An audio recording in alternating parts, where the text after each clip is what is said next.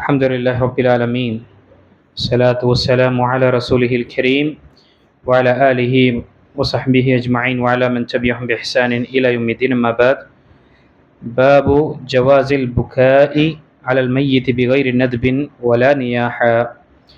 وعن ابن عمر رضي الله عنهما أن رسول الله صلى الله عليه وسلم عاد سعد بن عبادة ومعه عبد الرحمن بن عوف وسعد بن أبي وقاص وعبد الله بن مسعود رضي الله عنهم، فبكى رسول الله صلى الله عليه وسلم، فلما رأى القوم بكاء رسول الله صلى الله عليه وسلم بكوا وقالوا ألا تسمعون إن الله لا يعذب بدمع العين ولا بحزن القلب ولكن يعذب بهذا أو يرحم وأشار إلى لسانه متفق عليه.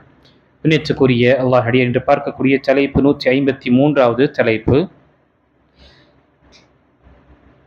ஒருவருடைய மரணத்திற்காக சப்தம் மற்றும் ஒப்பாரியின்றி இறந்தவருக்காக கண்ணீர் விடுவதும் அழுவது என்பதும் கூடும். அந்த அழுவதில் கன்னத்தில் அரைத்துக் கொள்வதற்கோ அல்லது ஒப்பாரி வைப்பதற்கோ அனுமதி கிடையாது. அதில் வரக்கூடிய ஹதீஸ், புகாரி மற்றும் முஸ்லீம் வரக்கூடிய ஹதீஸில் அப்துல்லா பின் உமர் ரலியல்லாஹு அவர்கள் அறிவிக்கின்றார்கள், ஒருமுறை அல்லாஹ்வுடைய தூதர் ஸல்லல்லாஹு அலைஹி வஸல்லம் ஸஅத் இப்னு உபாதா ரலியல்லாஹு அவர்கள் நோய்வாய்ப்பட்ட நிலையில் இருந்தார்கள். அவர்களை சென்று சந்தித்து வருவதற்காக சென்றார்கள். அவர்களுடன் அப்துர் ரஹ்மான் இப்னு அவுஃப், ஸஅத் இப்னு அபி வக்காஸ், அப்துல்லா பின் மஸ்ஊத் ரலியல்லாஹு அன்ஹு, இந்த மூன்று சஹாபாக்களும் கூட சென்றார்கள். அந்த நேரத்தில் நபி ஸல்லல்லாஹு அலைஹி வஸல்லம் உபாதா பின் சாமித் ரலியல்லாஹு அவர்களை பார்த்த உடனேயே அழுதார்கள். நபி ஸல்லல்லாஹு அலைஹி வஸல்லம் கண்களிலிருந்து கண்ணீர் வடிந்தன. இதை பார்த்த சஹாபாக்கள் பொறுக்க முடியாமல் அவர்களும் அழுக ஆரம்பித்தார்கள். பிறகு அல்லாஹ்வுடைய தூதர் ஸல்லல்லாஹு அலைஹி வஸல்லம் கூறினார்கள், கேட்டுக்கொள்ளுங்கள், நிச்சயமாக அல்லாஹ் கண்ணீராலோ இதயத்தின் கவலையினாலோ தண்டித்திட மாட்டான், எனினும் இதன் மூலம் தண்டிப்பான் அல்லது அருள் புரிவான் என்று கூறி தன் நாவை சுட்டி காட்டினார்கள். இந்த ஹதீஸு புகாரி மற்றும் முஸ்லீம் வரக்கூடிய ஹதீஸ். முதல் விஷயம், இந்த ஹதீஸில் நாம் அறிந்திருக்கிறீர்களே, ஒருவருடைய மரணத்திற்காக அவருடைய உறவினர்களோ அவருடைய தெரிந்தவர்கள் கண்ணீர் வடிப்பது என்பது அனுமதிக்கப்பட்டது. இது மார்க்கத்திற்கு முரணானது கிடையாது. கண்ணீர் மனிதனுடைய, ஏனென்றால் இரக்கம் என்பது அது இயல்பாக அல்லாஹ் தஆலா மனிதனுடைய உள்ளத்தில் வைத்திருப்பான். அப்போ தன்னுடைய நெருங்கியவரை அவர் பறி கொடுக்கும் பொழுது தான் அறியாமல் அவருடைய கண்களிலிருந்து கண்ணீர் வரக்கூடிய நிலை ஏற்படும். கண்கள் கலங்கி கண்ணீர் வடிக்கூடிய நிலை ஏற்படும். அதுதான் இங்கு சஹாபி உபாதா பின் சாமித் ரலியல்லாஹு அவர்களுடைய ஸஅத் இப்னு உபாதா அவர்களுடைய விஷயத்தில் நபி ஸல்லல்லாஹு அலைஹி வஸல்லம் அவர்கள் கண்கள் கலங்கி அவர்களுடைய கண்களிலிருந்து கண்ணீர் வடிந்தன. இதை பார்த்த சஹாபாக்களும் பொறுக்காமல் அவர்களும் கண்ணீர் வடிய ஆரம்பித்தார்கள். பிறகு நபி ஸல்லல்லாஹு அலைஹி வஸல்லம் இதை கூறினார்கள், மனிதனுடைய கண்ணீர் வடிவதினாலோ மனசு துக்கமாக கவலை கொள்வதனால் அல்லாஹ் தஆலா தண்டிக்க மாட்டான். யாரை?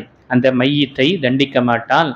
ஆனால் அந்த மையத்தை தண்டிப்பது மனிதர்கள் தன்னுடைய இந்த நாவால் செய்யக்கூடிய காரியத்தினால்தான் என்று நபி ஸல்லல்லாஹு அலைஹி வஸல்லம் சுட்டி காண்பித்தார்கள். அப்போ இந்த தலைப்பு, இந்த விஷயத்துடைய முழு தலைப்பு என்று பார்க்கும் பொழுது, ரியாதுஸ் ஸாலிஹீன்ல பார்க்கும் பொழுது இந்த தலைப்பை எப்படி அமைக்கப்பட்டது என்றால், ஒப்பாரி வைக்காமலும் அதே போல தன்னுடைய கன்னத்தில் அரைத்துக் கொள்வதோ அல்லது தன்னுடைய முடியை இழுத்து கொண்டு ஒப்பாரி வைக்கக்கூடிய விஷயம் இல்லாமல் ஒருவர் கவலையாக தண்ணீர் வடிந்தார் என்றால் அனுமதிக்கப்பட்டது. இல்லை என்றால் அது ஜாஹிலியா, ஹராமாக்கப்பட்ட ஒரு விஷயம். ஒப்பாரி வைப்பது என்பது நம்முடைய மார்க்கம் அனுமதிக்கவில்லை. இப்போ இங்கு அதனுடன் ஒரு மனிதன் மரணம் அடையும் பொழுது அவன் தன்னுடைய உறவினர்களுக்கு சொல்லி மௌத்தாகின்றான், என்னுடைய மௌத்துக்கு பிறகு நீங்கள் அழுங்க, என்னுடைய மௌத்துக்கு பிறகு நீங்கள் ஒப்பாரி வையுங்க, என்னுடைய மௌத்துக்கு பிறகு ஒரு கூட்டத்தை அமைத்து இதற்காக நீங்க அழுங்க என்ற விஷயத்தை அவர் சொல்லிவிட்டு சென்றார் என்றால் அதற்கு அவருடைய மன்னரையில் அவர் தண்டிக்கப்படுவார். ஹதீஸில் வரக்கூடிய வார்த்தை, அல்லாஹு தஆலா இந்த மையத்துடைய வீட்டார்களை அழுகக்கூடிய அழுகைக்காக அந்த மையத்தை தண்டிக்கின்றான் என்ற ஹதீஸ் வருகின்றது. அப்போ இந்த ஹதீஸுடைய விளக்கத்தை உலமாக்களுடைய விளக்க உரையில் கொண்டு நாம் பார்க்கும் பொழுது, அந்த மனிதர் அந்த காலத்தில் எப்படி என்றால், மௌத்தாவதற்கு முன்னால் சொல்லிவிட்டு அவர் மௌத்தாவார். அல்லது போர்க்களத்திற்கு ஜாஹிலியாவுடைய காலம் எப்படி இருந்தது என்றால், இஸ்லாத்திற்கு முன்னால் அவர் போர்க்களத்துக்கு கலந்து கொள்ளும் பொழுது அதற்கு முன்னால் தன்னுடைய வீட்டார்களை பெண்களை அழைத்து, இப்படி நான் இறந்து விட்டேன் என்றால் நீங்கள் ஒரு அந்த காசை கொடுத்து ஒப்பாரி வைக்கக்கூடியவர்களும் இவருடைய நன்மையான காரியங்களை நினைவுபடுத்தக்கூடிய ஒரு நிலையை ஏற்படுத்துவார்கள். அதற்கு அரபில மர்சியா என்று சொல்லப்படும். மர்சியா. இப்போ இதுல கவிதைகளை அமைப்பார்கள், இதுல பாடல்களை பாடுவார்கள், அவருடைய நல்ல நல்ல நல்ல விஷயங்களை கொண்டு ஒப்பாரி வைக்கக்கூடிய நிலை ஏற்படும். இதனாலதான் என்ன, அந்த மையத்திற்கு தண்டிக்கப்படுவான். இல்லை என்றால் ஒரு முஃமின் தன்னுடைய குடும்பத்தாருக்கு எல்லா விஷயமான நன்மையான விஷயங்களை போதித்து விட்டு சென்றிருக்கின்றார் என்றால், அவர்கள் சிலர் தவறு செய்வதனால அந்த மையத்திற்கு தண்டனை என்று ஏற்படாது. இல்லை என்றால் அவன் சொல்லிவிட்டு சென்றானோ, அல்லது அவன் கண்களால் பார்த்திருக்கான் தன்னுடைய உறவினர்கள் மௌத்தாகும் பொழுது தன்னுடைய பெண்கள் இதெல்லாம் செய்து கொண்டிருக்க, இவர் மௌனமாக இருந்து பார்த்து கொண்டிருந்தார் என்றால் இவர்களுக்கு தெரிந்தும் அவர் என்ன அந்த நேரத்தில் குற்றம் பிடிக்கப்படுவார், அவர் தண்டிக்கப்படுவார். இல்லை என்றால் இங்கு வெறுமனே நாம நம்முடைய கண்களிலிருந்து கண்ணீர் வடிவதும் நம்முடைய மனசு கவலை கொள்வது என்பது இது ஒரு இயற்கை. அல்லாஹ் இந்த இயற்கையை எல்லாருக்கும் வைத்திருக்கின்றான். அடியார்கள் மீது இரக்கம் எவ்வளவு நாம் வைப்போமோ படைத்த ரப்புடைய இரக்கத்தை நாம் பெறக்கூடியவர்களாக இருப்போம். அதனால்தான் அடுத்த வசனத்தில் வரும் ஹதீஸில் வரும் பொழுது நபி ஸல்லல்லாஹு அலைஹி வஸல்லமுக்கு அவர்களுடைய பேத்தி மௌத்தான கூடிய அந்த தருணத்தையும் நபி ஸல்லல்லாஹு அலைஹி வஸல்லம் பார்த்தார்கள். அதே போல தன்னுடைய மகன் இப்ராஹிம் அவர்கள் மௌத்தாகும் பொழுதும் நபி ஸல்லல்லாஹு அலைஹி வஸல்லம் கண்ணீரை வடித்தார்கள் என்ற அழுதார்கள் என்ற ஹதீஸுகள் நமக்கு வருகின்றது. முதல் இரண்டாவது ஹதீஸ் உசாமா பின் ஸைத் அவர்கள் அறிவிக்கக்கூடிய ஹதீஸ், ஸைனப் ரலியல்லாஹு அன்ஹுடைய மகள் இந்த மரண தருவாயில் இருக்கும் பொழுது நபி ஸல்லல்லாஹு அலைஹி வஸல்லமை அழைத்து வாருங்கள் என்று உங்களுடைய மகள் அனுப்புறாங்க. நபி ஸல்லல்லாஹு அலைஹி வஸல்லம் அவர்களுக்கு சொல்லி அனுப்புறாங்க, ஆறுதல் அல்லாஹ் கொடுத்தது அல்லாஹு தஆலா அவன் எடுத்துக்கொண்டான் என்றால் பொறுமையோடு இருங்க என்று. ஆனால் அந்த அவங்களுடைய மகள் நபி ஸல்லல்லாஹு அலைஹி வஸல்லம் வரதான் வேண்டும் என்று அவர்கள் சொல்லும் பொழுது நபி ஸல்லல்லாஹு அலைஹி வஸல்லம் அவருடைய வீட்டுக்கு வரும் பொழுது கடைசி நேரம் இருக்கு, அந்த குழந்தை கையில் கொடுக்கப்படும் பொழுது நபி ஸல்லல்லாஹு அலைஹி வஸல்லம் பொறுக்க முடியாமல் அழுதார்கள். இப்போ சஹாபாக்கள் ஸஅத் இப்னு உபாதா ரலியல்லாஹு அன்ஹு அவர்கள் பார்த்து, அல்லாஹ்வுடைய தூதரே நீங்களா அழுகின்றீர்கள் என்று ஒரு கவலையாக கேட்கும் பொழுது நபி ஸல்லல்லாஹு அலைஹி வஸல்லம் கூறினார்கள், அல்லாஹு தஆலா உள்ளத்தில் இந்த கருணை என்ற இரக்கம் என்ற ஒரு குணத்தை ஏற்படுத்தியிருக்கின்றான். இர்ஹமு மன் ஃபில் அர்தி யர்ஹமுக்கும் மன் ஃபிஸ் ஸமா, நீங்கள் பூமியில் இருக்கக்கூடியவர்கள் மீது இரக்கம் காட்டுங்கள், வானத்தில் இருக்கக்கூடியவர்கள் உங்கள் மீது இரக்கம் காட்டுவார்கள் என்று கூறினார்கள். இது ஒரு விஷயம். மூன்றாவது ஹதீஸ் அனஸ் இப்னு மாலிக் ரலியல்லாஹு அவர்கள் அறிவிக்கக்கூடிய ஹதீஸ், அதுவும் புகாரி மற்றும் முஸ்லிம் வரக்கூடிய ஹதீஸ். நபி ஸல்லல்லாஹு அலைஹி வஸல்லம் உடைய மகனார் இப்ராஹிம் அவர்கள் நபி ஸல்லல்லாஹு அலைஹி வஸல்லம் உடைய அந்த சிறு பருவத்திலே மௌத்தானாங்க. கிட்டத்தட்ட 16 மாசம்தான் பிறந்து 16 மாசம்தான் ஹயாத்தாக இருந்தாங்க. அவங்களுக்கு அந்த அரபுடைய கலாச்சாரத்தின் படி பார்க்கும் பொழுது கிராமத்துல அந்த குழந்தையை வளருவதற்காக என்ன செய்வாங்க, பாலூட்டக்கூடிய செவிலி தாயும் அந்த சுற்றுச்சூழல் அவர்களுக்கு காற்று ஒரு மாசுபடியாத காற்றை அவர்கள் பெற வேண்டும், ஆரோக்கியமாக வளர வேண்டும் என்று அந்த நேரத்தில் நபி ஸல்லல்லாஹு அலைஹி வஸல்லம் அப்பப்போ சென்று போய் பார்க்கக்கூடிய நிலை இருந்தது. இப்போ கடைசி தருணத்தில் நபி ஸல்லல்லாஹு அலைஹி வஸல்லம் போகும் பொழுது இப்ராஹிமை தன்னுடைய கரத்தில் கொண்ட நிலையில் அவர் மௌத்தாகின்றார்கள். நபி ஸல்லல்லாஹு அலைஹி வஸல்லம் மிகவும் கவலையோடு இந்த வார்த்தையை கூறினார்கள், இன்னல் ஐன தத்மா வல் கல்ப யஹ்ஸுன் வலா நகூலு இல்லா மா யுர்தி ரப்பனா வ இன்னா லஃபிராகிக யா இப்ராஹிம் லமஹ்ஸூனூன் என்று நபி ஸல்லல்லாஹு அலைஹி வஸல்லம் இந்த வார்த்தையை கூறினார்கள். நிச்சயமாக கண்களோ கண்ணீரை சிந்துகிறது, இதயம் கவலை கொள்கிறது, எங்கள் இறைவன் திருப்தி கொள்ளும் ஒன்றை தவிர வேறு எதையும் கூற மாட்டோம்.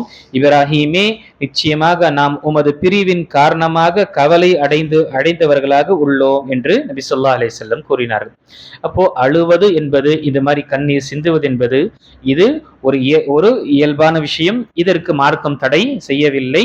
மாறாக ஜாஹிலியாவிலோ அல்லது மாற்று கலாச்சாரத்தில் பார்க்கும் பொழுது ஒப்பாரி வைப்பதோ அல்லது அந்த அவருடைய உறவினர்கள் தங்களுடைய முடியை இழுத்து தன்னுடைய கன்னத்தில் அரைத்து கொண்டு செய்யக்கூடிய இதெல்லாம் என்ன ஜாஹிலியாவுடைய பழக்கமாக இருந்தது. அல்லாஹ்வுடைய தூதர் ஸல்லல்லாஹு அலைஹி வஸல்லம் இதை தடை செய்தார்கள், ஹராமாக்கினார்கள். அதே போல அந்த மக்கள், அந்த வீட்டார்கள், அவர்களுக்கு நம்ம ஆறுதல் சொல்ல வேண்டும். நாம் நேற்று பார்த்தோம், அல்லாஹு தஆலா கொடுத்தது அவன் எடுத்துக்கொண்டான், நாம் அவனுடைய விதியின் பிரகாரம் நாம புரிந்து கொள்ள வேண்டும். நீங்க சபராக இருங்க, அல்லாஹ்விடம் உங்களுக்கு சிறந்த கூலி கிடைக்கும் என்று ஆறுதல் நம்ம சொல்ல வேண்டும். இது நம்முடைய மார்க்கம் நமக்கு அனுமதிக்கின்றது. இதை தவிர மற்ற சடங்குகள் செய்வது, மற்ற தவறான விஷயங்கள், மார்க்கத்தில் இல்லாத விஷயங்கள் செய்வது என்பது, அதனால அந்த மையத்திற்கும் எந்த ஒரு பிரயோஜனம் கிடையாது. பிறகு அந்த வீட்டார்களிலும் என்ன ஒரு விதமான பிதாத்தை செய்ததற்காக, ஒரு விதமான அவருடைய வாழ்க்கையில் அந்த சுன்னத்துடைய விஷயங்களோ அல்லது பேணுதல் என்ற விஷயங்கள் கொஞ்சம் கொஞ்சமாக குறைய ஏற்படும். அது மட்டுமல்ல, பாவத்திற்குள்ளாக ஆகக்கூடியவர்களா ஆவார்கள். ஏனென்றால் மனிதன் நன்மை என்று நாடி செய்கின்றான், ஆனால் அது அவனுக்கு பாவமாகவே ஆகிவிடுகின்றது. இந்த விஷயத்தை நான் நினைவு கொள்ள வேண்டும். நம்முடைய மார்க்கம் ரொம்ப இலகுவான மார்க்கம், அழகான மார்க்கம், இனிமையான மார்க்கம். மிகவும் சொல்லப்பட்ட விஷயங்களை நாம் செய்துவிட்டோம் என்றாலே அல்லாஹ்வுடைய பொருத்தம் நமக்கு கிடைத்துவிடும். ஆக ஒருவருடைய ஒருவருடைய மௌத்தாகிவிட்டார் என்றால், நேற்று நான் திருப்பி பதிவு செய்து 3 விஷயங்களை தவிர அவருக்கு எதுவுமே உதவியாக இருக்காது. நாம் நம்முடைய வாழ்க்கையில இந்த 3 விஷயங்களை பற்றி மிக கவனமாக இருக்க வேண்டும்.